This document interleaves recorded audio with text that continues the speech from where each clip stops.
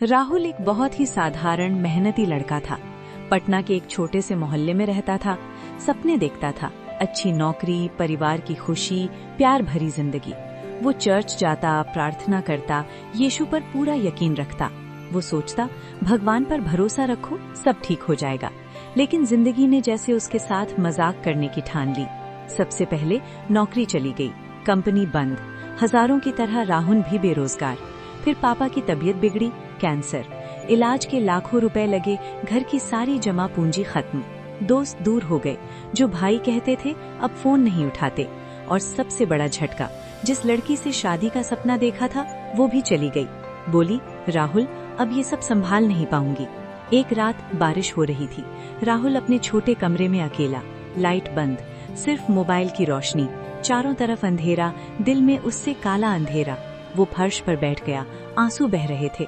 उसने पहली बार पूरी बेबसी से प्रभु से बात की। यीशु, मैंने तो हमेशा आप पर भरोसा रखा, ईमानदारी से जिया, फिर मेरे साथ ऐसा क्यों? अब मुझसे और नहीं होता। अगर आप सच में हैं तो अब रास्ता दिखाइए, बस एक छोटा सा संकेत। वो रोता रहा, प्रार्थना करता रहा।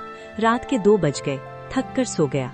उस रात यीशु ने उसके टूटे दिल को सुना, क्योंकि बाइबल कहती है, भजन संहिता 34:18, यहोवा टूटे मन वालों के समीप रहता है और पिसे हुओं का उद्धार करता है।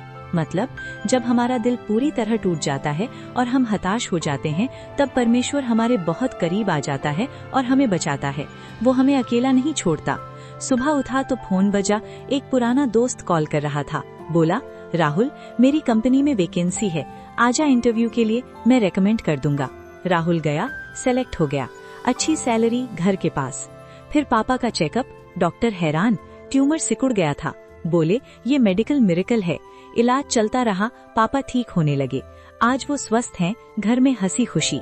वो लड़की ने भी मैसेज किया, राहुल मुझे माफ कर दो, अब समझ आई कि सच्चा प्यार मुश्किल में साथ देता है। आज वो साथ हैं, शादी की बात चल रही है। राहुल आज कहता है, उस रात सब खत्म लग रहा था, लेकिन यीशु ने नया रास्ता बनाया। बाइबल में परमेश्वर कहते हैं, यशाया 43:19, देखो मैं एक नई बात करता हूँ, वो अभी प्रकट होगी। मैं जंगल में एक मार्ग बनाऊंगा और निर्जल देश में नदियां बहाऊंगा। मतलब पुरानी बातों को भूल जाओ, परमेश्वर नया काम कर रहे हैं। जहाँ रास्ता नहीं दिखता वहाँ नया रास्ता बनाते हैं। सूखी बंजर जिंदगी में भी जीवन की नदियां बहाते हैं। और यिर्मयाह 29:11, क्योंकि यहोवा की ये वाणी है कि जो कल्पनाएं मैं तुम्हारे विषय करता हूँ उन्हें मैं जानता हूँ, वे हानि की नहीं वरन कुशल ही की हैं, और अंत में तुम्हारी आशा पूरी करूंगा। मतलब परमेश्वर की तुम्हारे लिए अच्छी योजनाएं हैं, कल्याण की, उम्मीद और भविष्य देने वाली। भले ही अभी सब बुरा लगे, अंत में वो तुम्हारी उम्मीद पूरी करेंगे। और रोमियो 8:28, और हम जानते हैं कि जो लोग परमेश्वर से प्रेम रखते हैं उनके लिए सब बातें मिलकर अच्छाई को ही उत्पन्न करती हैं।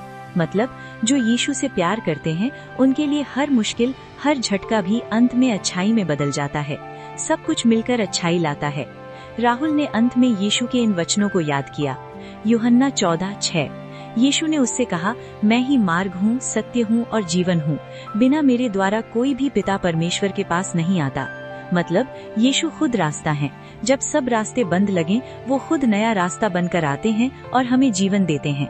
दोस्तों, अगर तुम्हारी जिंदगी में भी सब टूट रहा है, नौकरी, स्वास्थ्य, रिश्ते, सपने, तो बस एक बार टूटे दिल से पुकारो, यीशु अब रास्ता दिखाइए। वो देर से आते हैं लेकिन कभी गलत नहीं आते। पुराने रास्ते नहीं दिखाते, नया रास्ता बनाते हैं। यीशु अभी भी चमत्कार करते हैं। इन वचनों पर विश्वास रखो, प्रार्थना करो, नया दिन आएगा।